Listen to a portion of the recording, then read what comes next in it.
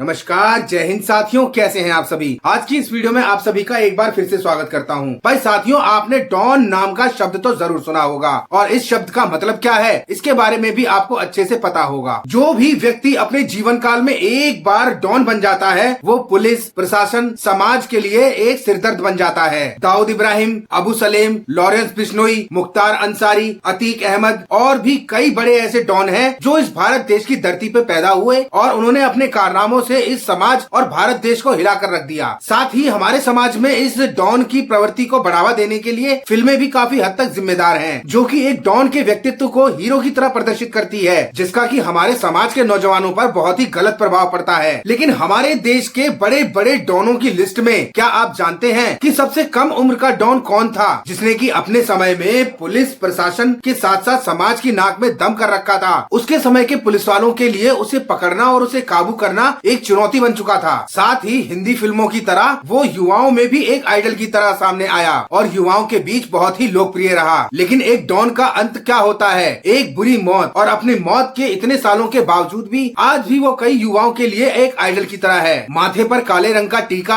आंखों में काला सुरमा, गले में स्वाफा डालकर अपने आप को महाकाल का भक्त कहने वाला ये डॉन और कोई नहीं, दुर्लभ कश्यप था। हो सकता है आप में से बहुत सारे लोग उसके बारे में ना जानते हो, क्योंकि इस दुर्लभ कश्यप नाम के लड़के ने अपनी बहुत ही छोटी सी उम्र में बहुत बड़े बड़े कारनामों को अंजाम दे दिया था। इसने अपनी छोटी सी उम्र में एक सामान्य बालक की अवस्था से डॉन बनने तक का सफर बहुत तेजी से शुरू करा, लेकिन कुछ ही समय के बाद इसकी निर्मम हत्या कर दी गई। साथियों, यहाँ मैं आपको एक बात और बता दूं कि दुर्लभ कश्यप के ऊपर ये वीडियो बनाकर मैं युवाओं को इसकी ओर प्रेरित नहीं कर रहा, बल्कि युवाओं को ये चेतावनी दे रहा हूँ कि दुर्लभ कश्यप और देश में डॉन बनने के रास्ते पर चलने वालों का क्या अंजाम होता है। तो साथियों, कौन था दुर्लभ कश्यप? ये कहाँ का रहने वाला था? इसकी हत्या कैसे हुई? आज की इस वीडियो में इन्हीं बातों के बारे में जानेंगे। लेकिन वीडियो शुरू करने से पहले मेरी आप सभी से यही रिक्वेस्ट है कि इसी तरीके से पुलिस, प्रशासन, नागरिकों के अधिकार और क्राइम की इन्वेस्टिगेशन से जुड़े वीडियोस लेकर मैं आप लोगों की जानकारी को समृद्ध करने के लिए इस चैनल पर आता रहता हूं। इसलिए इस वीडियो को लाइक करके हमारे चैनल को अपने सर्कल में शेयर और सब्सक्राइब करके बेल आइकन पे क्लिक जरूर करें, ताकि हमारे आने वाले हर वीडियोस के नोटिफिकेशन आप तक समय समय पर पहुंचते रहें। तो चलिए वीडियो को शुरू करते हैं। साथियों, इतिहास के कुछ पन्ने पलटकर हम आज जानेंगे दुर्लभ कश्यप के बारे में। मध्य प्रदेश के उज्जैन शहर का एक 18 वर्ष का लड़का, माथे पर काला तिलक लगाने वाला, आंखों में काला सुरमा लगाकर, गले में स्वाफा डालकर और ज्यादातर काले कपड़े पहनकर वो युवा अपने इलाके के अपने नौजवान लड़कों का आदर्श बना हुआ था और इसी का नाम था दुर्लभ कश्यप। और आज भी आप किसी भी सोशल मीडिया के प्लेटफॉर्म को उठाकर सर्च बार में देख लो, चाहे वो यूट्यूब हो, फेसबुक हो, इंस्टाग्राम हो या ट्विटर हो, दुर्लभ कश्यप नाम के अकाउंट आपको हर जगह देखने को मिल जाएंगे। अब ये अकाउंट फेक है या यूं कहे कि ये अकाउंट दुर्लभ कश्यप को फॉलो करने वाले लोगों के द्वारा चलाए जा रहे हैं। लेकिन इस 20 साल के गैंगस्टर दुर्लभ कश्यप की इतनी बड़ी फैन फॉलोइंग क्यों है और ये इतनी छोटी सी उम्र में ही इतनी दर्दनाक मौत क्यों मरा? चलिए जानते हैं। ये बात सन 2018 की है, जब मध्य प्रदेश में अगले 2 महीने बाद विधानसभा के चुनाव होने वाले थे। उस दौरान मध्य प्रदेश के तत्कालीन एसपी सचिन अतुलकर एक प्रेस कॉन्फ्रेंस कर रहे थे। वैसे तो सचिन अतुलकर अपनी फिटनेस की वजह से सोशल मीडिया पे काफी वायरल हैं, लेकिन उस प्रेस कॉन्फ्रेंस किए जाने वाला दिन किसी और के वायरल होने का दिन था, जिसमें कि सचिन अतुलकर के द्वारा दुर्लभ कश्यप और उनके साथियों की प्रेस कॉन्फ्रेंस में मीडिया के आगे पेशी कराई गई। क्योंकि उस दौरान वहां के एसपी सचिन अतुलकर की ये कोशिश थी कि जितने भी इलाके के गैंगस्टर और इस तरीके के बदमाश लोग हैं उनको विधानसभा चुनावों से पहले काबू कर लिया जाए। वहीं मैं आपको बताऊं कि इस प्रेस कॉन्फ्रेंस में दुर्लभ कश्यप जब पेश हुआ तो उसकी उम्र 18 वर्ष भी नहीं थी और सभी मीडिया वाले उसके चेहरे से अनजान थे। लेकिन सभी मीडिया वाले उसके नाम दुर्लभ कश्यप से परिचित थे और जब उसके ग्रुप की पेशी मीडिया वालों के सामने सचिन अतुलकर ने करवाई तो उनमें से एक मीडिया संवाददाता ने पूछा कि इनमें से दुर्लभ कश्यप कौन है, जिस पर कि वहां के एसपी सचिन अतुलकर ने कहा कि दुर्लभ कश्यप खुद अपना हाथ उठाकर बताएगा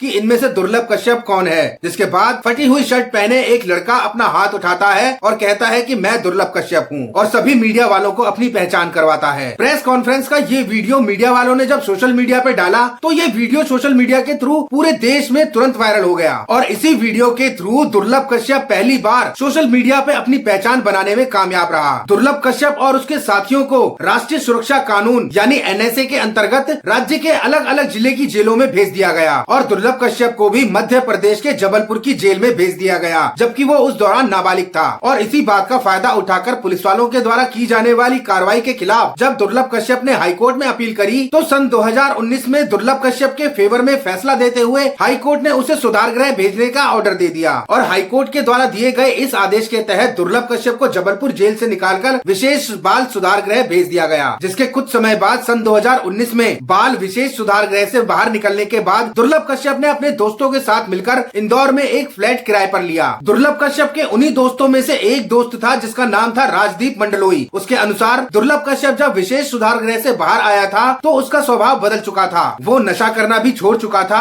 और वो बिजनेस शुरू करने के बारे में सोच रहा था। अब यहाँ मैं दुर्लभ कश्यप के जीवन के पहले अध्याय के बारे में कुछ बातें आपको बताना चाहता हूँ कि दुर्लभ कश्यप का जन्म सन 2001 में सामान्य परिवार के बच्चों की तरह नहीं हुआ था, क्योंकि दुर्लभ कश्यप का जब जन्म हुआ तब उसके माता पिता उसके जन्म से ही अलग रह रहे थे और दुर्लभ कश्यप अपनी माताजी के साथ रहा करता था। पेशे से दुर्लभ कश्यप की माँ एक टीचर थी, लेकिन दुर्लभ कश्यप का पढ़ाई में बिल्कुल भी मन नहीं लगता था और 10वीं तक आते आते दुर्लभ कश्यप अपनी जिंदगी के लिए नए नए रास्ते ढूंढ रहा था, जिसके चलते 10वीं में वो इस बार फेल भी हो गया था। और इसी दौरान उज्जैन के फ्रीगंज इलाके से 26 जनवरी वाले दिन दुपहिया वाहनों की एक रैली निकाली जाती है और इस 26 जनवरी सन 2016 को निकाली जाने वाली दुपहिया वाहनों की रैली में दुर्लभ कश्यप भी शामिल था। इस रैली में जो भी लोग शामिल हुए थे उनके खाने पीने की जिम्मेदारी से लेकर बजने वाले डीजे की जिम्मेदारी आयोजनकर्ताओं के द्वारा दुर्लभ कश्यप को ही सौंपी गई थी। इस रैली के लिए आयोजनकर्ताओं के द्वारा गणतंत्र दिवस की शुभकामनाओं से संबंधित पोस्टर भी छपवाए गए थे, जिसमें उन्होंने दुर्लभ कश्यप की फोटो भी छपवाई थी, जिसकी वजह से उस दौरान उसे थोड़ी थोड़ी पब्लिसिटी मिलने लगी और इसी पॉपुलैरिटी की वजह से दुर्लभ कश्यप के मन में अंदर ही अंदर एक सनक पैदा हुई बदमाश बनने की और इलाके के अन्य बदमाशों से अलग दिखने की। और इसी वजह से दुर्लभ कश्यप ने उस दौरान अपने इलाके के आसपास सभी छोटे बड़े बदमाशों से अपनी जानकारी बढ़ाना शुरू किया, ताकि एक दिन इन्हीं सब की मदद से वो बड़ा बदमाश यानी कि डॉन बन सके। और इसी दौरान उसकी मुलाकात होती है हेमंत उर्फ बोगला से, जिसके बाद से ही दुर्लभ कश्यप की अपराध के रास्ते में एंट्री हो जाती है और वो चल पड़ता है अपने आप को बदमाश बनाने के लिए। जिसके बाद उसने लगातार एक के बाद एक छोटे बड़े अपराधों को अंजाम देना शुरू कर दिया और इन्हीं अपराधों की श्रृंखला में सन 2017 में पुलिस ने पहली बार दुर्लभ कश्यप के नाम पर मामला पहली बार दर्ज किया। इस मामले के अंतर्गत दुर्लभ कश्यप ने एक लड़के के ऊपर चाकुओं से हमला कर दिया था। इस हमले में उस लड़के की जान तो बच गई थी, लेकिन पुलिस की किताब में दुर्लभ कश्यप का नाम एक बदमाश के रूप में दर्ज हो चुका था। इसके अलावा उज्जैन के दानी गेट का इलाका डागर परिवार और वहाँ के टांक परिवार के बीच दबदबे की लड़ाई का गवाह रहा और इन दोनों ही पक्षों के बीच लड़ाई की वजह थी कार्तिक के मेले में लगने वाले पार्किंग का ठेका। और इसी दौरान दुर्लभ कश्यप अपने दोस्त हेमंत उर्फ बोगला के थ्रू डागर परिवार के एक लड़के राहुल किलोसिया के संपर्क में आया था। किलोसिया को अपने ठेके के कारोबार को चलाने के लिए लड़कों की जरूरत थी, जिसकी वजह से किलोसिया ने दुर्लभ और उसके साथ के लड़कों को पनाह देनी शुरू कर दी। यहाँ तक कि उज्जैन के बाहर किलोसिया ने अपने फार्म हाउस को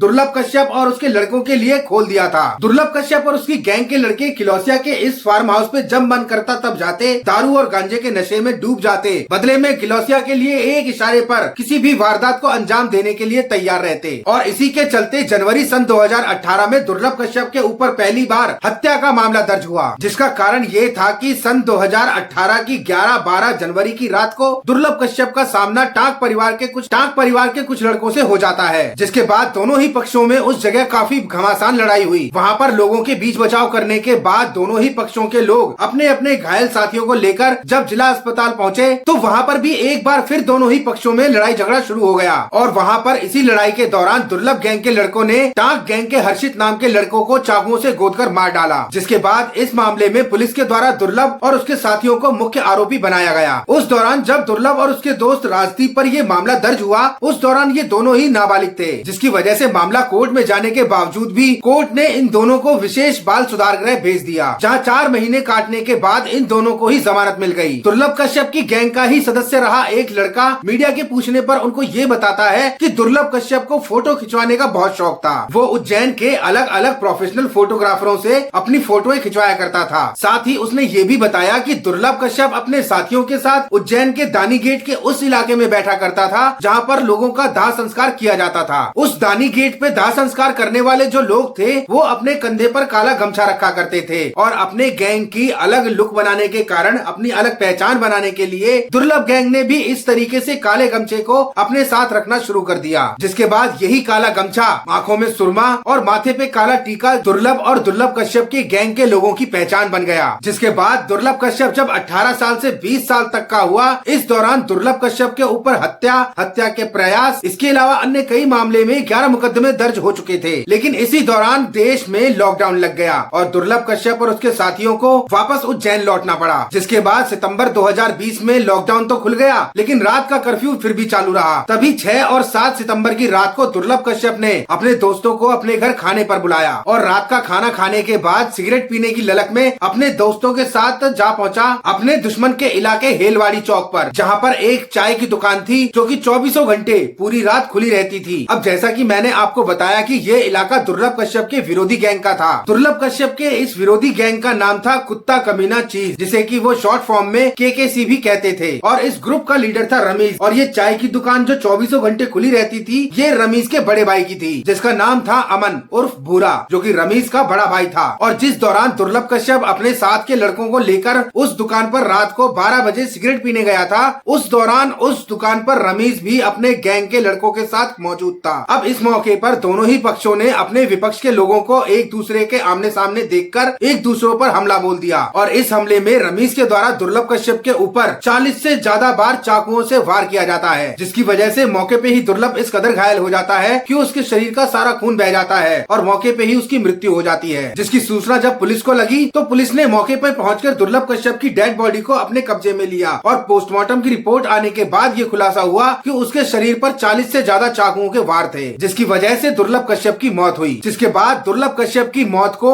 उसके साथियों ने सोशल मीडिया प्लेटफॉर्म पर एक इवेंट की तरह प्रेजेंट करना शुरू कर दिया, जिसकी वजह से जो लोग दुर्लभ कश्यप से कभी मिले भी नहीं थे, वो भी उसकी अंतिम यात्रा में शामिल होने के लिए पहुंचने लगे। यहाँ तक कि सोशल मीडिया के हैंडल से अंतिम यात्रा का लाइव प्रसारण भी किया गया और इस तरह से दुर्लभ कश्यप नाम के एक गैंगस्टर की कहानी खत्म हो जाती है। लेकिन आज भी दुर्लभ कश्यप के नाम के सोशल मीडिया के कई प्लेटफॉर्म पे फेक अकाउंट या यूं कहें उनके फॉलोअर्स के द्वारा मेंटेन किए जाने वाले अकाउंट मौजूद हैं। दुर्लभ कश्यप की फैन फॉलोइंग का आप इसी बात से अंदाजा लगा सकते हैं कि उस इलाके के आसपास के लोगों को जब पुलिस ने अरेस्ट किया तो उन लोगों ने पुलिस को यह बताया कि वो दुर्लभ कश्यप के जैसा बनना चाहते हैं, क्योंकि वो दुर्लभ कश्यप और उसकी गैंग के लड़कों के बोल्ड अंदाज से बहुत ही प्रभावित थे। बोल्ड अंदाज क्या था वो मैं आपको बताता हूँ कि दुर्लभ कश्यप और उसकी गैंग के लड़के जब भी किसी को वार्निंग देते थे, किसी मामले से संबंधित चेतावनी देते थे, जैसे कि किसी को मारना है, किसी के हाथ पैर तोड़ने हैं या किसी को शूट करना है, तो उसकी जानकारी वो पहले ही उस तक पहुंचा दिया करते थे, उसके बाद अपने काम को अंजाम दिया करते थे। वैसे तो आज के समय में दुर्लभ कश्यप इस धरती पे नहीं है, उसकी कई साल पहले मौत हो चुकी है, लेकिन सोशल मीडिया अकाउंट को देखकर आज भी ऐसा लगता है कि दुर्लभ कश्यप आज भी जिंदा है और उसके सोशल मीडिया प्लेटफॉर्म पे उसकी फैन फॉलोइंग देख के उसकी मौजूदगी का एहसास भी होता है। अब यहाँ पर मैं उन नौजवानों से ये कहना चाहूंगा कि जो लोग दुर्लभ कश्यप को अपना आइडल मानते हैं, वो एक बार सोशल मीडिया के किसी भी प्लेटफॉर्म पर जाकर दुर्लभ कश्यप का अंत देख लें और एक बार उसके आखिरी अंजाम के बारे में जान लें। साथ ही मैं युवाओं को ये नसीहत भी देना चाहूंगा कि जुर्म और असामाजिक तत्वों से हमेशा दूरी बनाकर रखें, क्योंकि इन सब की जिंदगी दूर से ही सुनहरी लगती है लेकिन बहुत जल्दी खाक हो जाती है। आपको ये वीडियो कैसा लगा और दुर्लभ कश्यप के बारे में आपके क्या विचार हैं, इसे कमेंट बॉक्स में जरूर मेंशन करिएगा। वीडियो पे अगर नए हैं, चैनल को सब्सक्राइब नहीं किया तो इसे सब्सक्राइब करके ही जाएं, क्योंकि इसी तरीके से पुलिस प्रशासन, कानून, नागरिकों के अधिकार और क्राइम की इन्वेस्टिगेशन से जुड़े वीडियोस में आप लोगों के लिए लेकर आता रहता हूं। तो मिलते हैं अगली किसी नई कानूनी जानकारी भरे नए वीडियो में। तब तक आप सभी खुश रहें, सेफ रहें, स्वस्थ रहें। जय हिंद, वंदे मातरम।